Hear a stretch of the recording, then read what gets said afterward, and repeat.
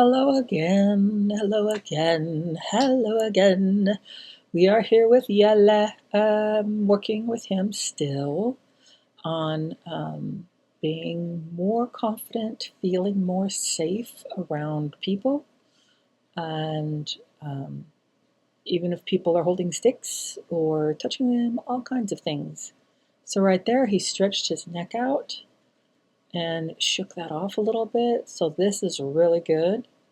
I'm dividing these works up into 10-minute chunks, even so, like one work might be 3 different videos, because who wants to sit and watch a whole video, 40 minutes? So I really like how he was willing to keep his neck down, but then I came closer and his neck kind of came up fairly rapidly. So you saw me pause there, and so I started noticing the approach bothers him. So I approached him a couple times. If something bothers him, I need to pause and pay attention to that. Most of the time I'm voicing over because I was talking to Shelby during this work, but during this next little section, I'm putting up the original audio. Oh, and he stepped towards me.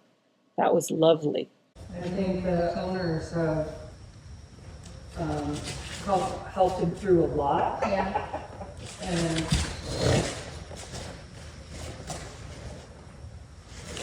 helped him to believe that there's a shot this might end up okay. Right. Right.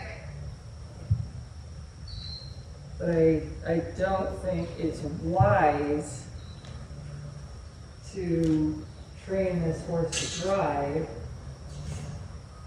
without having him feel more at ease with us. I would add that I don't think we should educate a horse to do anything until they are at ease with us, at ease with our presence, our approach, our movements, anything that we're holding.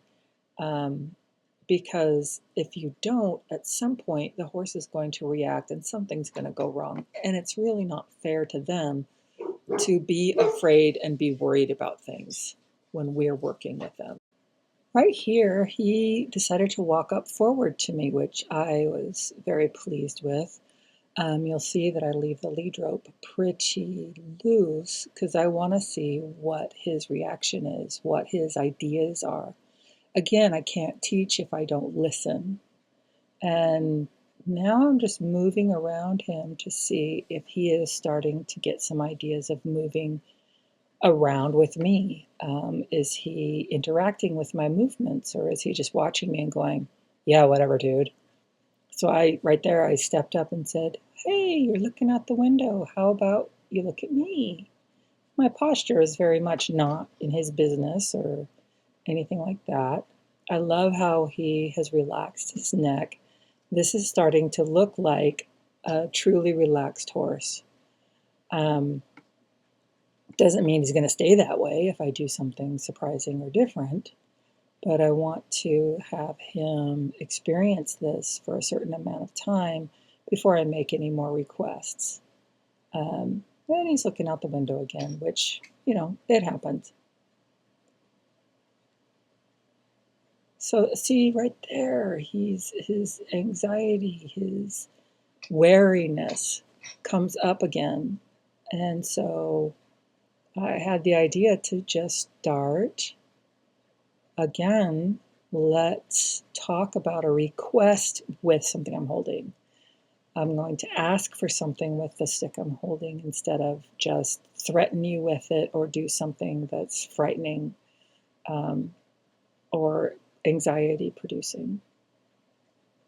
There's really not, yeah, you can spend too much time, I guess, but if they're still reacting, then you really haven't spent enough time and you haven't made it clear enough that my movements, touching him with a stick, he doesn't mind me touching him with my hands, which is why I went to the stick, and giving him time to process that, and then teaching him things. Okay, now the stick, it's been petting you. Now I want you to Move over.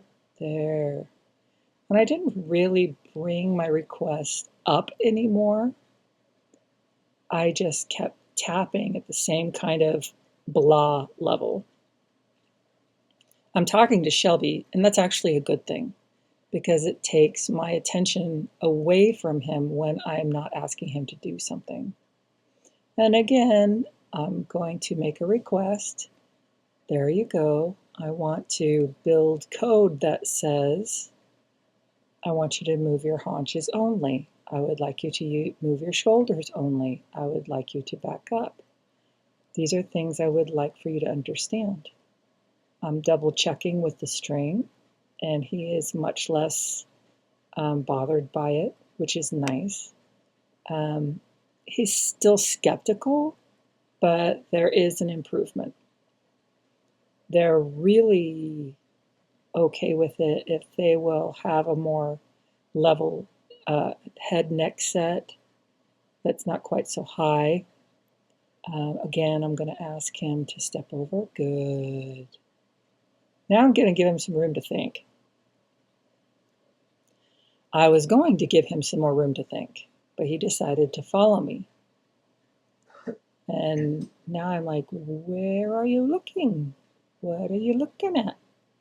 Ask him for this again. I'm really only asking him, move your shoulders a couple of steps, move your haunches a couple of steps. Now I really want to give him some room and see if he'll, oh, there we go, let go. And say, what is this? What's going on? Aha. So for a horse to put their neck in that position is a position of risk. Because that is the position where a predator can easily